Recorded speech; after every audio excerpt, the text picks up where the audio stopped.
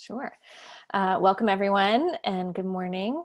I hope you're all enjoying at least the good weather that we've got for right now. I saw there's some snow coming later this week, so I know we're eager to be outside as much as we can. I wanted to start off just as we're probably expecting a couple other folks to trickle in with a couple ways that we'll use Zoom today and the different features. And then I'll share kind of what the Talent Tuesdays series is going to look like and sort of how today's session is going to be a little bit different, as well as sharing a little bit about my background before we get into kind of the issues that are most important to you to talk about today. And we'll spend the bulk of our time today really sort of responding to questions that you have and diving deep into things that are causing you stress or worry. So that's kind of my goal for today. In terms of the Zoom overview, so Nick mentioned already, the chat function is one of the ways that you can communicate questions. There are going to be a couple times I'll ask you to respond to the whole group with some answers so we can kind of share a little bit with each other, even in this format.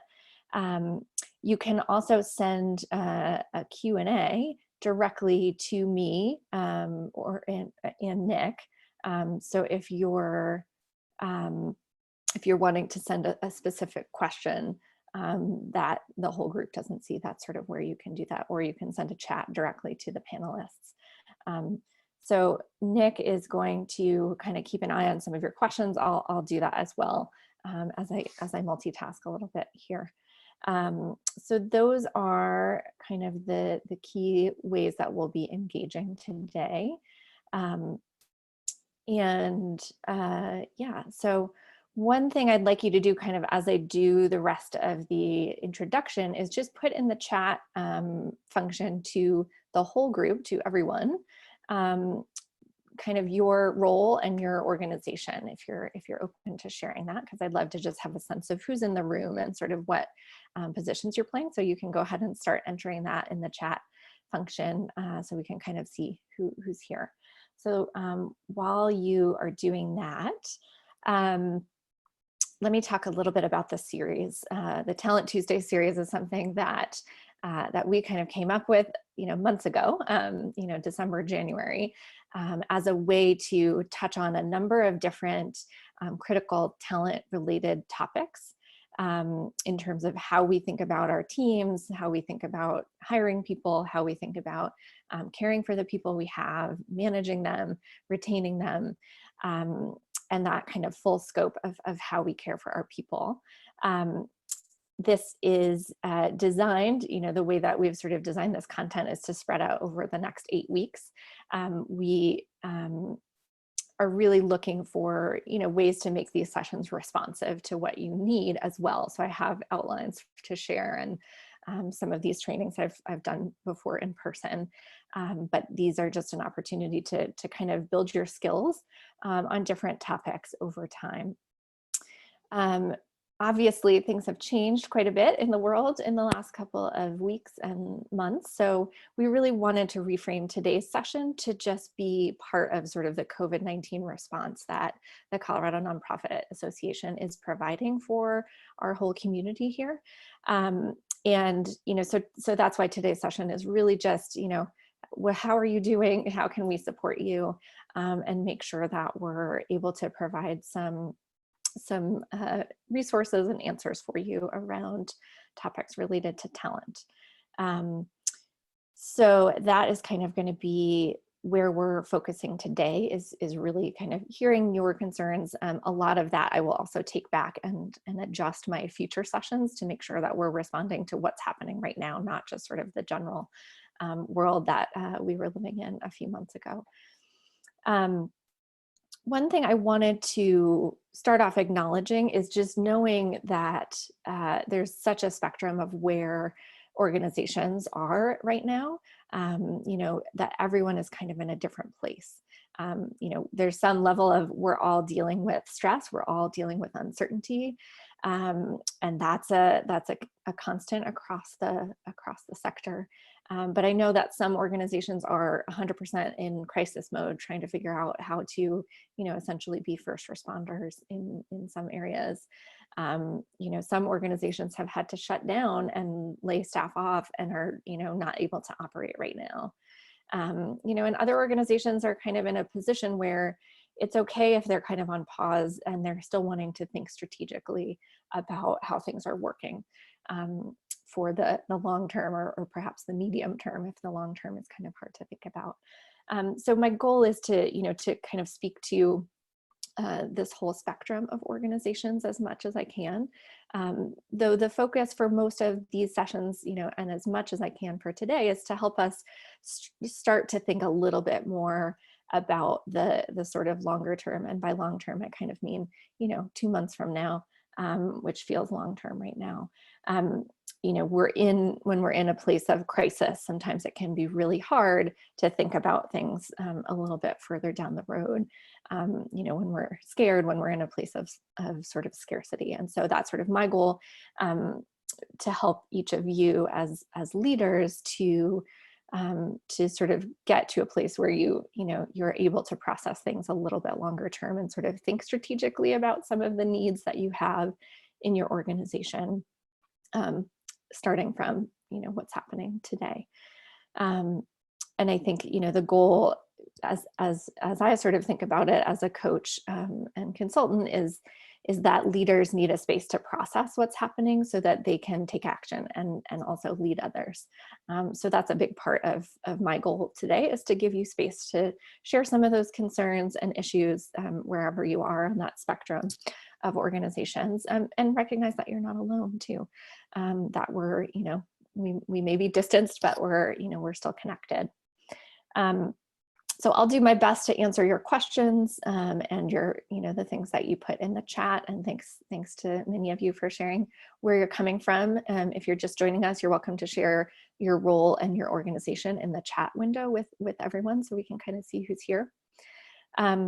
If we have time, we may not take the full amount of time today. I know everyone has a lot going on. So, but if we run out of questions, if everyone's good to go, I have a couple of high-level things that I might share if we have time as well. So I will shift gears and share a little bit about my background, so you know where I'm coming from. And then we'll kind of move into our, our Q&A and our dialogue for today. So for those of you I haven't met before, and I see some familiar names on the list today, I have been working in the nonprofit sector my whole career, initially inside of organizations in a number of different roles before taking on the challenge of starting the HR department at a fast-growing national organization in DC. And had the chance to grow that team from about 30 at that time to 120 4 years later. So it was a big period of growth, and we had to build a lot of systems and also really think about our culture as we were growing, so that we could maintain the values and the things that were most important to us in the people we were hiring and in the systems that we were putting in place. So that was a fantastic experience. And then I've spent the last over a decade now working as a consultant with nonprofits on different talent and HR projects, from recruiting to high-level HR strategy to some tactical projects.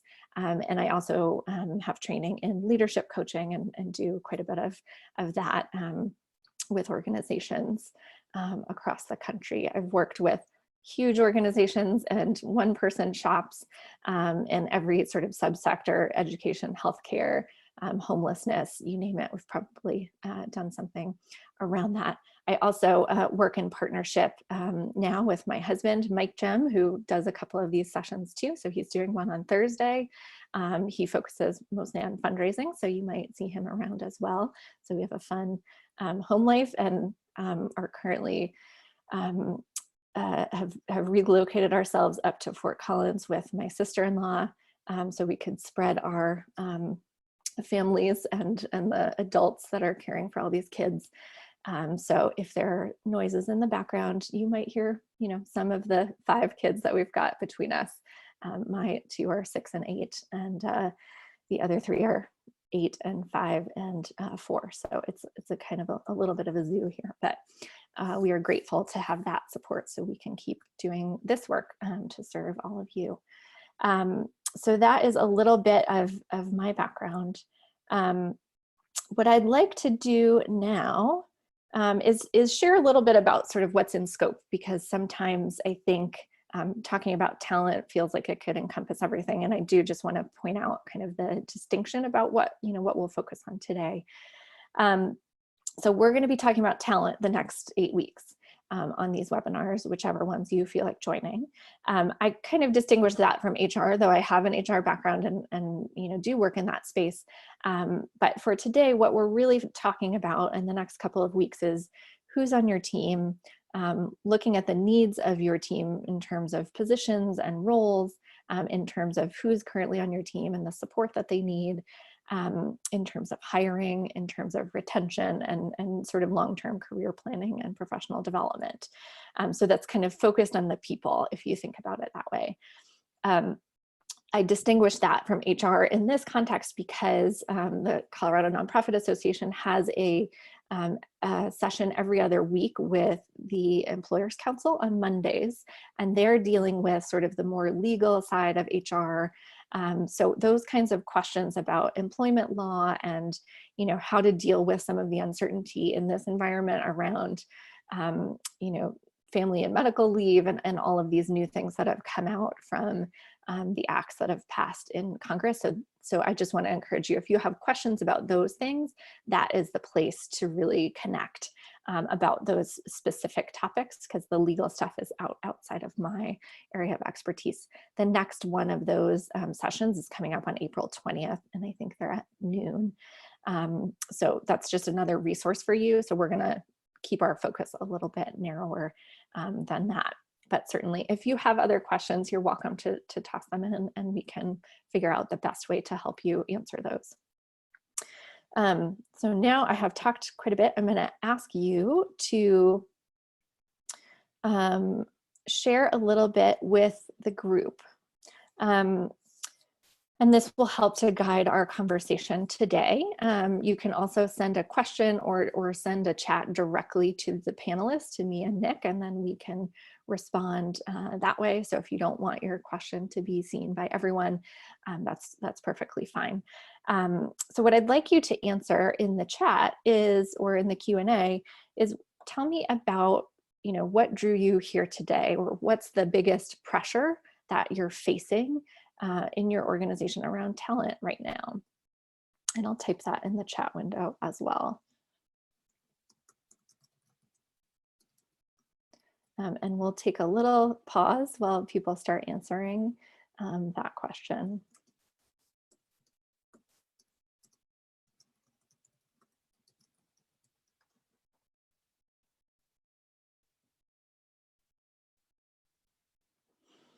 All right, so I've got a couple things coming up here. Trying to absorb all the information so I can to support our nonprofit right now.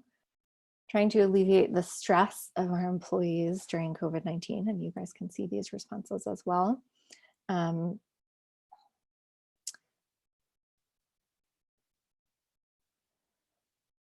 Being new to talent acquisition and trying to just learn generally about the field, it sounds like, Catherine. Well, welcome to the field. Trying to fill essential positions, but being mindful about your income potentially decreasing. So there are going to be some other things coming in as we talk. So I'll kind of start to answer some of these as we go. So Molly, to your question about absorbing all the information that you possibly can, there's so much information out there. I know, I've been part of some webinars just to kind of get my head around what's happening and the things that can support employees and organizations right now. So I resonate with that, just trying to figure out where to go for the best information. And as with a lot of things, the question is, what's too much information, and what's enough information to be able to act. I think one thing I would offer for you and for anybody who's trying to absorb as much information as possible, is to really figure out, what is most relevant for your organization, because not everything is relevant to every organization, whether based on the size or, the dynamics of having a small staff and, having to work around things like the new required sick leave policy, things like that. So I just understand that there's a lot going on. I think to the degree that you're able to connect with, some other similar types of organizations to help share some of that wealth, sometimes I think that provides some shortcuts. The LinkedIn and Facebook groups that CNA has set up are a great resource as well. That there's lots of information in there, but if you post something particular to your organization, you may get some shortcut responses. So I think that's really helpful just to think about. Let's talk for a minute about stress. So Jess mentioned wanting to help alleviate the stress of employees. And I think that that's something that as leaders, and when I use the word leaders, that's sort of a broad term. It doesn't have to be that, you're the executive director, but, anyone can be an influence in sort of the tone of the organization and the morale of the organization. So I think that that's an opportunity for, one, I'm sure you've all heard this metaphor lately, just to make sure that you're putting on your own oxygen mask first. So as a leader, making sure that you're knowing what's important to take care of your stress level before you can support others in sort of reducing their stress level.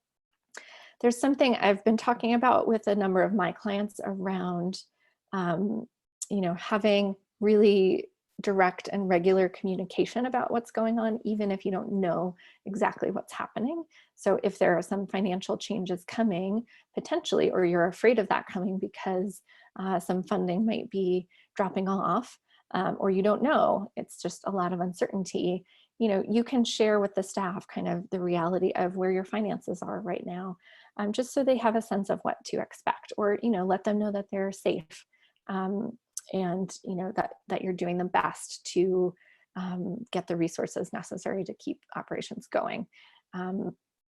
So that's one thing, specific to finances, but I think any kind of communication, especially as we're so virtual all of a sudden, to find some regular ways of connecting one-on-one and as a team. And that means, especially for managers, that's going to take more of your time right now. Which can be hard, but is a good thing to invest in, because that's one of the ways that you're going to help alleviate their stress for sure. Aside from that kind of regular communication and regular touches, I think sometimes, I talk a lot long-term, and this will be a session later down the road, but I talk with a lot of organizations about creating a retention plan for their employees. Just, how do we keep them engaged? How do we keep them happy? How are we checking in on sort of how they're doing? And this is not a bad time to start doing that. It may not be about the super long term, but it can just be about understanding, helping them to think through what a self-care plan would look like right now, and checking in on how that's going once a week. So that there's a little bit of accountability to make sure that, they're taking care of themselves. I think another thing that has come up a lot with a number of my clients is having this whole range of how people are dealing with all of the different ways of working now that we're all working at home for the most part. And some people have kids at home. Some people have, partners who can help with those kids. We have literally relocated so that we could have more adults to spread that load over, and feel very lucky to do that. But most people don't have that opportunity. So if you have, other responsibilities at home, how are we being understanding of what our staff are able to do? Given that they, have diminished ability to spend time on things, especially focused time. I think that's one of the biggest things that's coming up right now, is just, people have an ability to focus for maybe 30 minutes at a time. And that's, for people who might have responsibilities at home. And there are other people who, are able to focus a lot more time, who may not have kids at home. So trying to make sure that there's, some equity in how the workload is getting spread out, so that staff aren't feeling stressed out, or feeling guilty about what they're not able to do. I think a lot of us are feeling like, we're not even as productive as we would normally be, aside from the distractions that might be in the next room. So just understanding that stress is going to cause a lower level of productivity, or, that it's just harder to dig into the longer term thinking projects.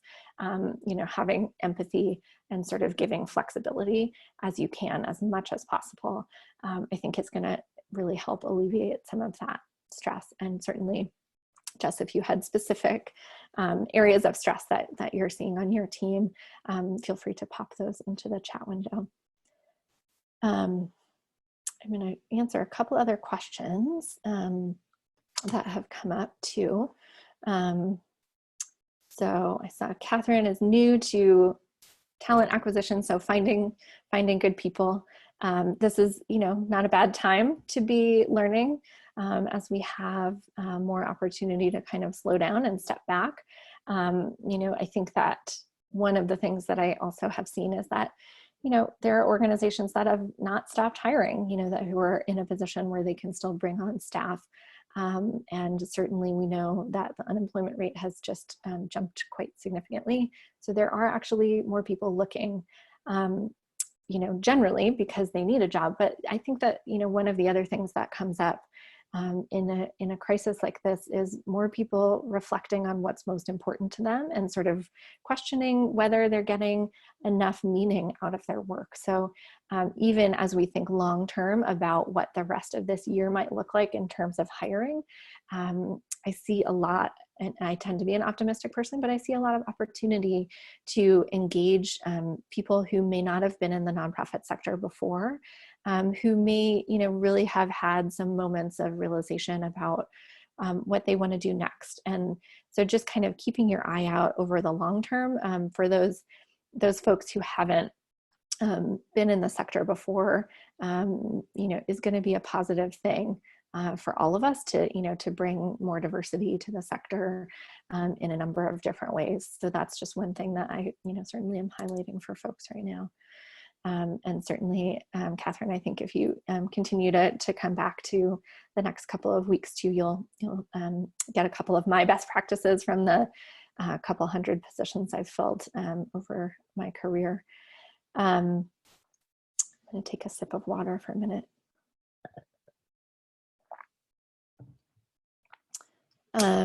So let's see, trying to fill essential positions, but being mindful that your income will dramatically decrease. So I think there are two things here, and certainly this is something I'm hearing from a lot of people. There's this uncertainty about what your financial situation is going to look like in the coming months, as some, smaller donors are not going to be able to fund in the way that they have in the past. One thing I want to kind of, bring in from the fundraising world to this context is that in the financial crisis in 2008, 2009, there was a drop in giving, but it was primarily among those who were giving smaller dollar amounts. It was not from foundations. And so I think, we've already seen a lot of foundations start to step up and figure out ways to give more this year, and both for COVID relief, but also where they know some of their grantees are going to be losing some other funders, and are being in communication with their grantees about being able to offer some additional funding for this year. So that's just something, as a mindset that I want to encourage you, you all as folks who are thinking about budgets and hiring, is to be in communication with your ED, with your fundraising team, whomever is sort of doing the numbers, is to make sure that you're regularly in communication about what to expect, and also how to have some of these honest conversations with funders about what you need, because funders need to hear from you. They need to understand, I mean, they do understand the value of the sector, and they can always pull more out of their endowments. If they're hearing regularly that they need to increase their giving this year, I think the vast majority of them will be able to respond. So that's just something I encourage you to think about. Even if it feels like your organization is, less essential, like we're using that word a lot right now. But, there are still funders who care about what you do, even if you're not on the front lines of COVID. And so I just encourage you to keep in touch with those supporters you've had over the year and to let them know what's going on, so that you can see who might be able to step up in this time as well. In terms of the other part of your question, the trying to fill essential positions right now, I shared a little bit about kind of the dynamics of, who's going to be looking right now. And I think I would just encourage you to make sure that, number one, you have the right position that you're looking for. And this is something we'll get into more deeply in the next 2 weeks, in particular. But I think, that's probably the most important thing in this time where things feel a little bit chaotic, and there's a lot of information out there, is to make really sure that you really know what position is needed after looking at sort of who's on your team and who can fill different needs. And that in particular is something we'll look at next week, is sort of assessing your current team. And I think in this time in particular, who on your team is willing to step up and do some new work, to take on some new challenges, to stretch into some new places. And can that fill some of the needs that you have right now without needing to hire an additional person? So there can be some creative solutions as well. And that's something that certainly I will bring into next week, as we move into sort of assessing your team and your needs going forward. There are some positions you need that, somebody left a month ago that you already planned on hiring. And I just would encourage you to move ahead with that. One of the things we'll also be talking about is how to adapt your process for interviewing people, potentially onboarding them in a completely virtual environment. That's something, excuse me, I'm working on with a couple of my clients as well. And certainly it's a new way of doing things, but we can do hard things and we can figure these things out. So I just encourage you to, be really clear on what you're looking for and communicate why this is an exciting time to come join your organization. And I think that will help things to stand out as you start to look for people for some of your essential positions. And right after that, I think Elizabeth shared about hiring in the current climate. So that's a good segue into virtual hiring processes. We're connecting on video here. There's not dialogue in terms of the video aspect, but I've been using video to interview people for years, and it works. It takes a little bit of getting used to the dynamics, but it's as close as we can get to being in person. You can still see body language, and sort of have a real conversation. So one of the things I find really helpful is to start off by sharing a little bit about yourself and your role, to build some rapport with each candidate, just as you would in person. Some small chat about the weather, about how things are going for them, sheltering in place, making that human connection, I think will go a long way toward having a real conversation. I also tend to let the candidates ask their questions at the beginning of the conversation as opposed to waiting till the end. So not treating this like a firing squad or a situation where we're trying to, grill them on, what are the right answers to our interview questions. That's not what hiring is about.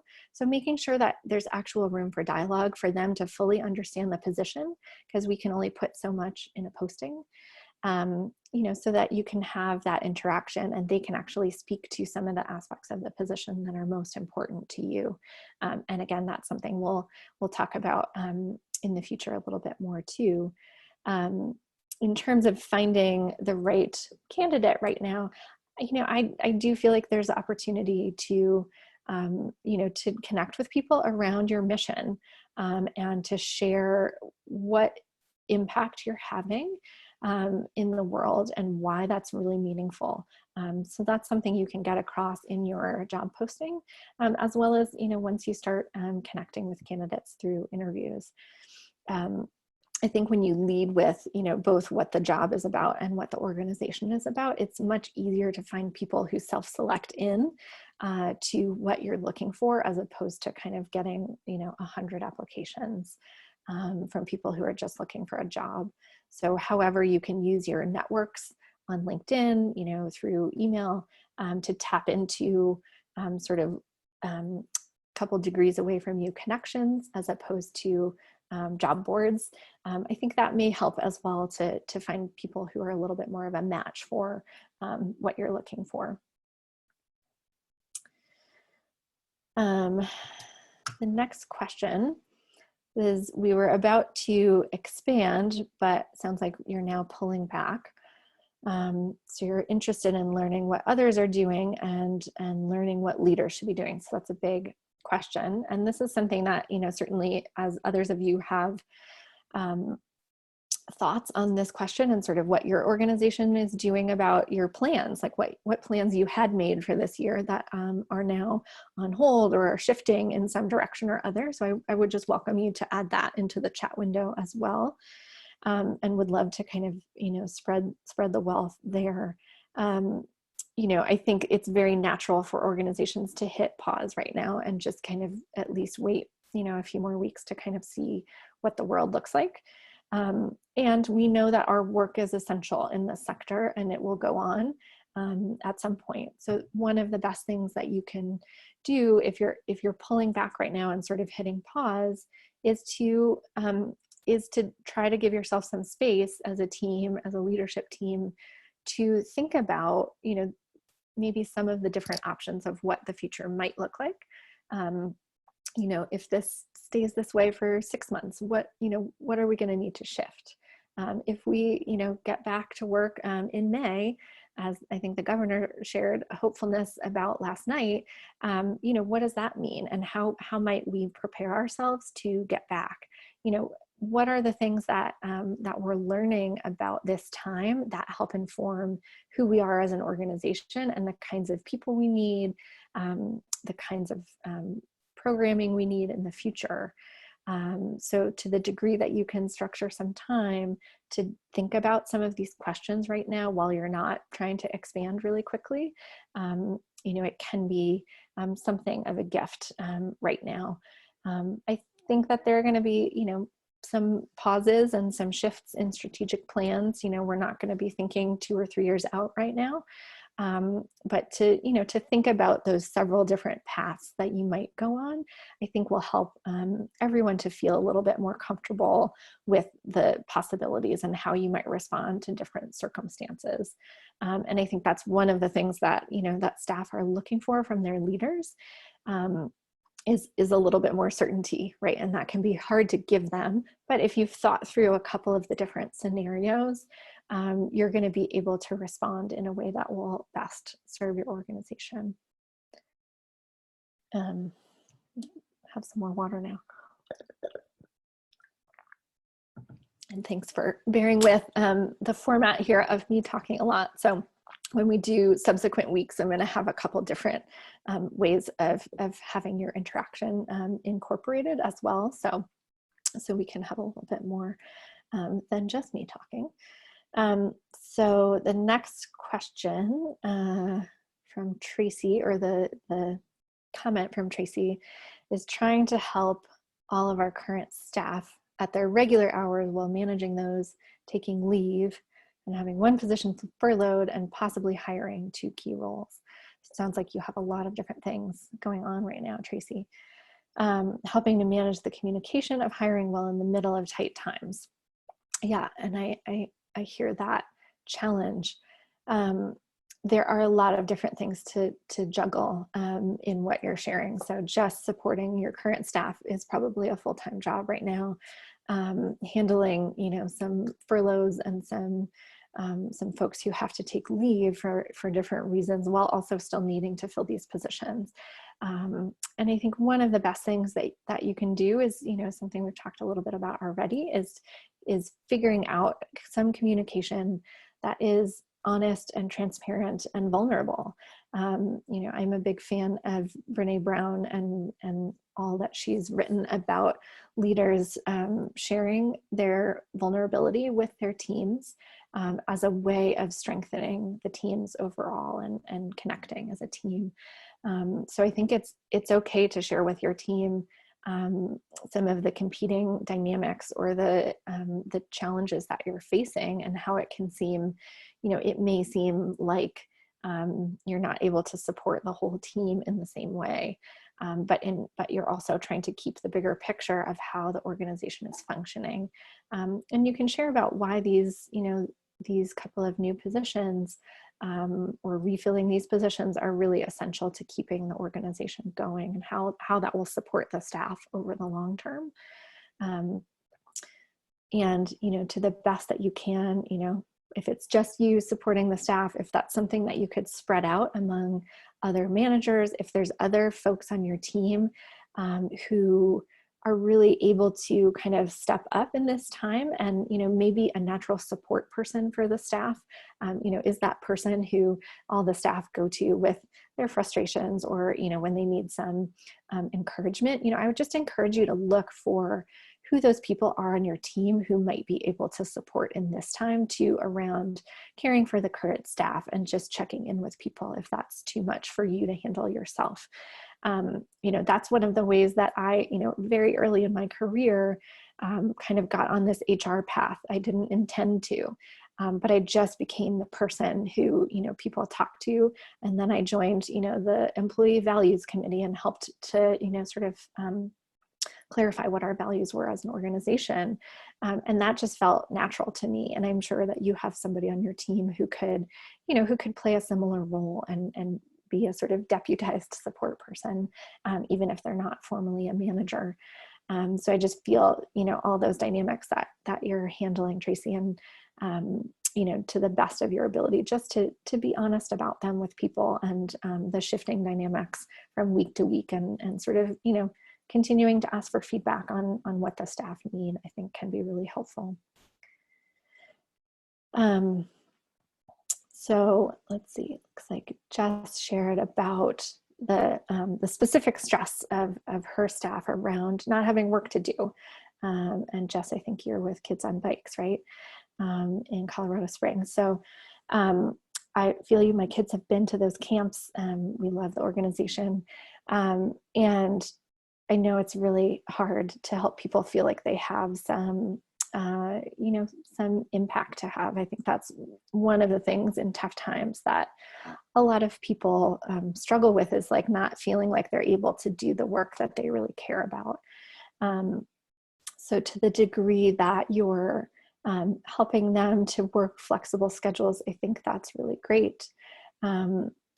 One of the things that I think we've tried to figure out in our house, and that I've talked with a lot of my clients about too, is trying to figure out how you can block out time in bigger chunks. You might be familiar with the Pomodoro method, where you kind of set a timer and work for 20 minutes or 90 minutes or whatever it might be, so that you can go a little bit deeper on things, or knock out a couple of tasks.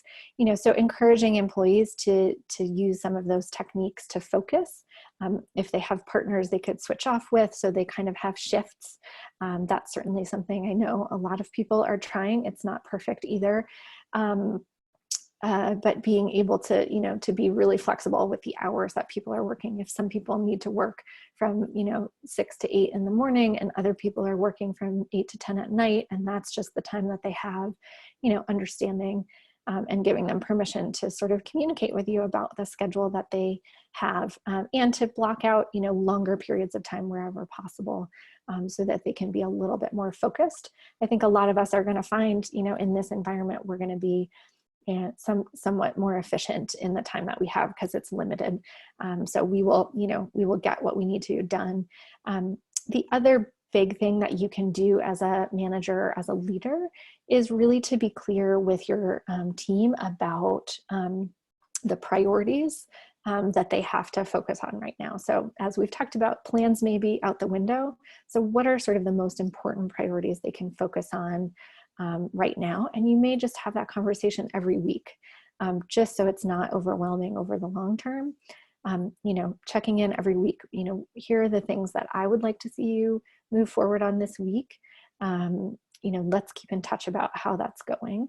You can get their input on that as well, sort of what they're seeing as priorities right now. What are some of those things that we haven't been able to get to that are more strategic questions that, we may have a little bit more time for now and might be valuable for us to do some thinking about, so that when things get back in place, we're able to jump on those projects or implement those projects. So I think those are some things that we can be good leaders if we're being clear about priorities, if we're communicating about those priorities, and being forgiving of if things need to shift. We just need to make sure that there's an open dialogue about sort of how things are working as well.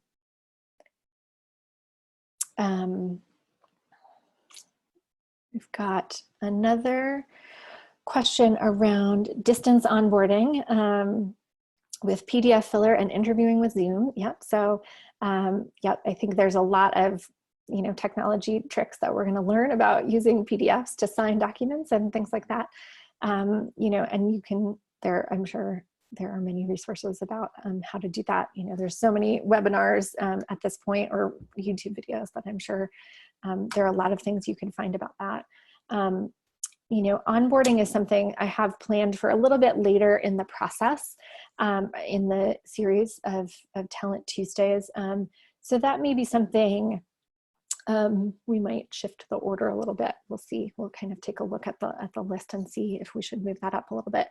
I think, one of the best practices that I've found in onboarding is to create a real plan and a schedule. This also gets back to priorities, and helping them understand, what they're going to be focusing on in the next month.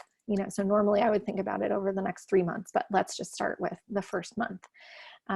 And thinking about how to slow things down a little bit so that you're not trying to, cram a whole bunch of things into Zoom meetings.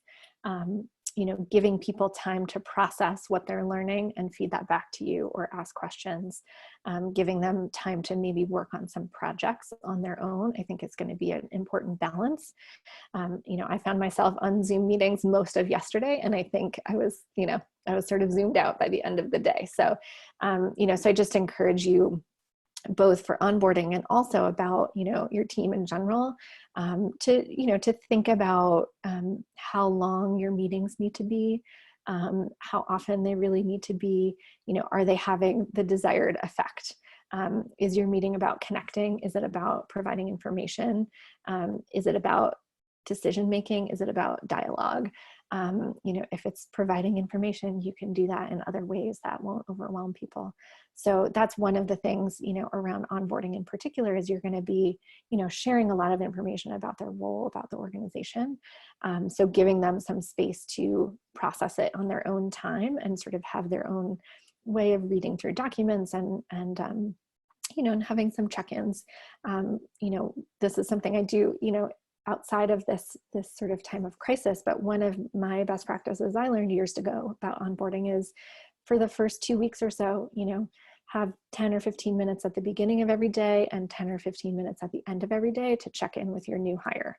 That just gives them a space to be able to ask you questions like, say, oh, I read about this today. I don't understand that. Can you tell me more about that?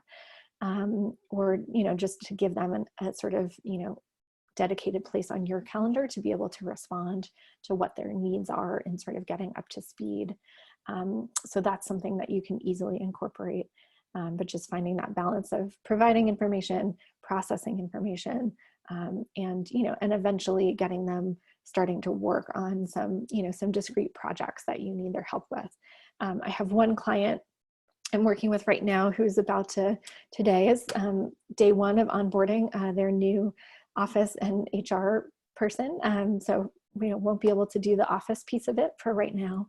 And so what they've been able to see is, in the next month, we have an opportunity to have her work on reorganizing their shared drive, which is like one of those things that we never get to. So I just wonder, what are some of those other projects that you were intending to have this person work on, but that felt a little bit lower priority, that you might be able to have them, have a way of experiencing the organization and getting to know the organization through some sort of hands-on work. So looking at those things that, are important but not urgent. This is a good time to give folks to work on some of those, whether they're new hires or your current team members. I think that we've hit the end of the questions, and I just want to check with Nick. Is there anything else that you've seen that I missed, or any other questions or topics that you all would like to touch on today or in future weeks? So feel free to pop those into the question or into the chat window. Yeah, I haven't seen anything missed just yet, but yeah, feel free everyone to type in. Sorry I didn't mention the Q&A box is slightly different than the chat function. Feel free to type into either. Sounds like Jessica and I both keep an eye on that for sure. So yeah, go ahead and feel free to type whatever question you have. Great. I'm just going to look at my notes that I was going to share, which I think I've covered most of them through your questions. One other topic that hasn't come up as much is sort of like, how do I deal with performance issues that probably, were happening before, or, a staff member who we've kind of known maybe wasn't the right fit, and now that's just exacerbated because, there's no ability to sort of have more hands-on management with them. Or you might have some staff who are just struggling with productivity right now, not delivering what you're expecting. Those are two kind of different cases. I think that, just from as I think about this sort of holistically, about staff you were struggling with before all of this happened, before we went remote, is, to really look, is there a conversation that you can have now that is productive, where you're able to share with them, some feedback that maybe you've been holding on to. I'm not saying it's a great time to do it, but is it an opportunity for you to try to do a reset with them, or to see, if there's another place in the organization that they may be able to fill some needs. You can also, consider just checking in on sort of their overall, happiness in the organization. It may not be a situation where you want to, try to ask that person to move on or fire anybody at this time. That may be a little bit too much to deal with.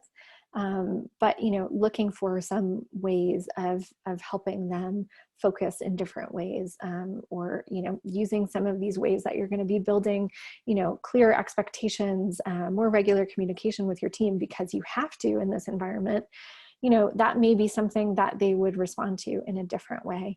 So getting back to some questions about what they really need from you as a manager, I think is important to ask at this time too, to see if there's some things that you might be able to reset. If you have some staff who, have generally been fine, but are, suddenly having some challenges, I've talked a little bit about sort of having that, mindset of, forgiveness in this time. So coming from a place of curiosity is one of the most powerful things you can do as a leader, which I kind of distinguish from a manager where we're, sometimes expecting people to follow our direction. So as you kind of think about yourself as a leader, you can kind of put on a coaching hat, and that's really about helping our staff to develop their own capacity to manage themselves, or to problem solve. This is a developmental thing. People learn over time how to do this. So I wouldn't expect everyone to be able to start, figuring out how to manage themselves right now in the midst of a crisis. But if something is not working with one of your team members, or if they, didn't turn something in as you asked or on time, if you've had to ask them multiple times to do something, just use this as an opportunity to step back and have one of those more human check-ins. Can you tell me a little bit about what's going on? I've just noticed that, you really struggled with this project. And then get their input on, what they notice about what happened, what they noticed about, how they're working that's, maybe not working. Ask them what they might do differently next time, or, and then get curious about how you can best support them in being clear about what you're asking for. So I think that there's just an opportunity to, in this time of crisis, to slow down and be a little bit curious about what's happening with your staff, so that, they can start to take a little bit more ownership. And it's not so much about like, trying to drive in a whole bunch of critical feedback, which can be hard right now. So being as patient as you can, and I think, having those honest conversations about if things aren't working, let's try to figure out a way forward that all of us can support. The last thing that I sort of noted for myself to mention, and then it looks like there aren't other questions. So if you have any other questions, feel free to pop those in. Is just how you're caring for yourselves. We, talked about that a little bit towards the beginning about, putting on your oxygen mask. I think one of the challenges in this time, especially as a lot of us are taking care of more team members' needs, is to make sure that you're also able to manage your own workload. And I think, even having that conversation with yourself, if you don't have a supervisor really, or, if you're reporting to the board, maybe your board can be a resource for that, just to help you really think through your own priorities right now. I know there are a lot of things on my plate that, that just aren't that critical right now, and those are going to wait. And so I think being kind to ourselves and gentle with ourselves on understanding, like, we're not going to get everything done today. And that's okay. Really looking at, from a daily basis, what's, sitting down with yourself and saying, what are the two most important things I can do today? That will give me a sense of, progress, that support the team, whatever it might be, to feel like you're moving ahead on the things that are most important on your list. And where there are opportunities, as I've mentioned about, giving some staff an opportunity to step up, to cross-train on things, to be able to delegate some projects to them that may not happen the way that you would have done them, but, somebody's going to get them done. So especially for those of you who have some staff who don't have as much to do right now, really look for ways to engage them. You might even have a team meeting where you engage them around what they're interested in learning about in the organization, what other functions in the organization might they, want to learn about, so that you can sort of see, ooh, I have this, this project, or I could have this person help me understand, or learn to, deal with the budget, so they can process some of that, or engage with the board on some communications, right?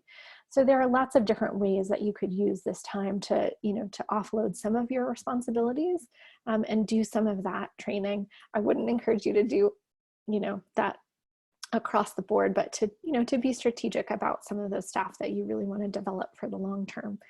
It's not a bad time to invest in your team. So I think that covers what everything I was sort of looking to share in this general session, and kind of what you're dealing with. What we've got, I'll share sort of a little overview for next week. While I am getting into that, I would love to just hear in the chat window, what's one thing that you take away from our session today? So if you could just share that, one thing you're going to do, one, aha that you've had, whatever that might be. I would love to see some of those coming in.